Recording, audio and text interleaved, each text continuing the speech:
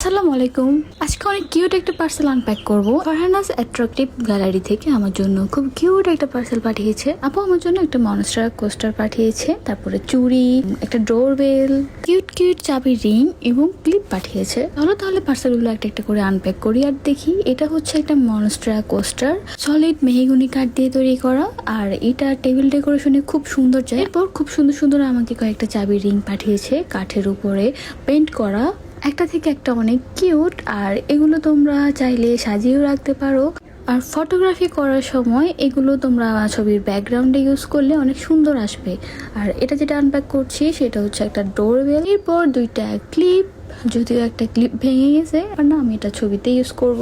এবার আসি আমার পছন্দের জিনিসটা আনপ্যাক করতে। এগুলো হচ্ছে হ্যান্ডমেড চুড়ি, আপু নিজে এগুলো মেক করে দিয়েছে। আমি আপুকে কিছু রেফারেন্স পিকচার পাঠিয়েছিলাম, আপু আমাকে সেগুলো মিক্সড আপ করে বানিয়ে দিয়েছে। তবে যেটাতে বিপত্তি ঘটলো সেটা হচ্ছে আমি আমার হাতের সাইজটা অ্যাকচুয়ালি আপুকে দিতে পারিনি। আমার চুড়ির সাইজটা একটু বড় হয়ে গেছে। এই চুড়িগুলোর মাপটা আমি অ্যাকচুয়ালি বুঝতে পারিনি।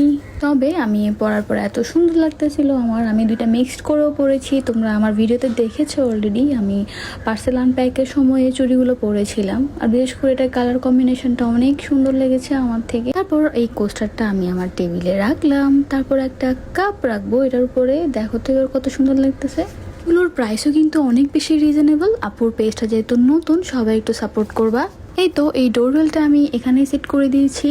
তোমরা বাজেট ফ্রেন্ডলি কোনো কিছু গিফট করতে চাইলে এগুলো হতে পারে বেস্ট একটা চয়েস। আমি পেজটা আমার কমেন্টে মেনশন করে দিব, তোমরা অবশ্যই একটা করে লাইক দিয়ে এসো। আজ এই পর্যন্তই, দেখা হবে নেক্সট কোনো ভিডিওতে। সে পর্যন্ত সবাই ভালো থেকো। Thanks for watching.